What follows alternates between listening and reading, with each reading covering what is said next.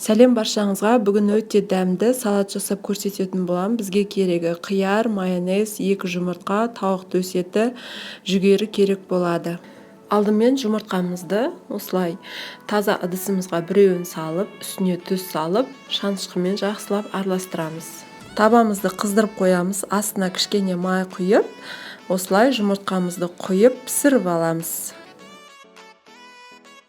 Екінші жағын аударып тағы да пісіріп аламыз. Осылай 2 жұмыртқамызды да пісіріп аламыз. Тауықтың төс етін жіңішке қылып турап, соломка қылып турап аламыз.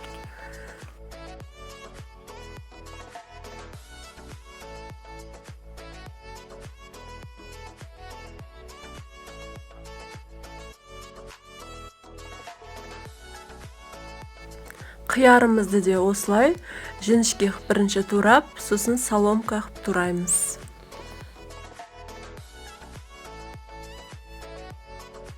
Жұмыртқамызды осылай орап аламыз да, осылай ұзын-ұзын қылып кесіп аламыз.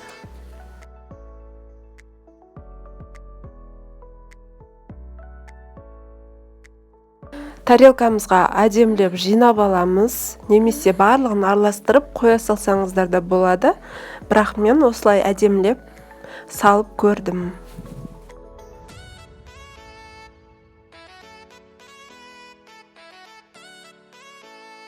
Жүгерімізді салып, майонезбен әшекелейтін боламыз. Осылай әшекелеп қойсаңыздар да болады, немесе жаңа айтып кеткендегідей араластырып столға қоя берсеңіздер болады. Мендегі майонез қолдан жасалған.